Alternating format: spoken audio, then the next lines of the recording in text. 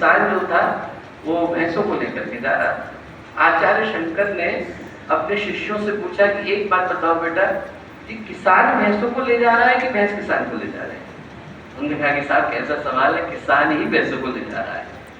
आचार्य शंकर आगे गए और किसान के हाथ से रस्सी छुड़ा दी, भैंस भागी तो पीछे पीछे किसान भाग। बोले अब कौन किसको ले जा रहा है? बस वैसा ही हुआ है दोस्त, मन को हमने बनाया और मन को सारी जिम्मेवारी दे दी। अब पीछे पीछे भागते घूम रहे हैं, जहां जहां मन जा रहा है वहां वहां शरीर जा रहा है, वहां वहां व्यक्तित्व जा रहा है। अध्यात्म सफल तब होता है जब आपका आपके मन के ऊपर पूरा नियंत्रण होता है। चाह मिटी, चिंता मिटी, मनवा बेपरवाह। संत कबीर ने कहा कि चाह चली गई है, चिंता चली गई है, मन में कोई परवाह नहीं। चाह मिटी, चिंता मिटी, मनवा बेपरवाह। जिसको कुछ नहीं चाहिए वही शहंशाह। जिसको कुछ चाहिए ही नहीं, जिसके मन में कोई परवाह नहीं, जिसके मन में शांति शांति है, जिससे आप कुछ छीन नहीं सकते दोस्तों, वो सबसे बड़ा आत्मविजेता है। लाओ त्से के पास कोई गया और उनसे बोला कि साहब आपने कहीं पर लिखा है कि आप जिंदगी में कोई जंग हारे नहीं। ऐसा कैसे हो गया? आप तो बहुत छोटे से हैं, 4-3 इंच के हैं, ऐसा कैसे हुआ कि आप आज तक कोई युद्ध हारे नहीं?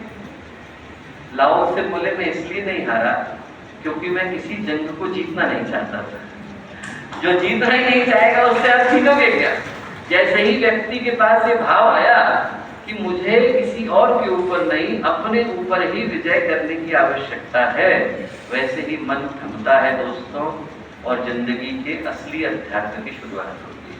उस अध्यात्म को आप मत लीजिए जो मनोरंजन बन गया, उस अध्यात्म को आप मत लीजिए जो सोशल मीडिया की लाइक बन गया, उस अध्यात्म को आप मत लीजिए जो आपको आपके जीवन के पथ से दूर ले जाता है। उस अध्यात्म को आप मत लीजिए दोस्तों जो व्यक्ति को गलत राह में भटकाता है। देने वाले भी भटक रहे हैं, लेने वाले भी भटक रहे हैं। सही अध्यात्म वो है जो पूज्य गुरुदेव का है, जो आपको याद दिलाता है कि सारी यात्राओं को करने से पहले यहाँ उतरना अनिवार्य है।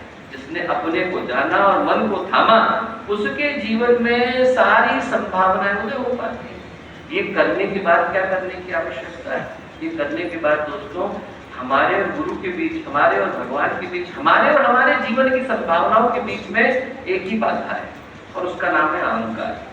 अहंकार व्यक्ति को किसी रूप में छोड़ता नहीं। आप जरा सोच करके देखो कि दुर्योधन को क्या करना था? 5 गांव ही तो देते, नहीं दिए तो पूरी महाभारत करा दी। रावण को क्या करना था? सीता जी को लौटाना ही तो था, पूरा का पूरा युद्ध कर दिया। छोटी सी बातें जो उसकी थी नहीं, जिस पर उसका कोई अधिकार नहीं था, अहंकार ने क्या करा दिया? सूच्यक्रम नहीं बता, बिना युद्ध नहीं, बिना युद्ध के सुई की नोक के बराबर जमीन नहीं मिलने वाली। किसके कारण? अहंकार के कारण।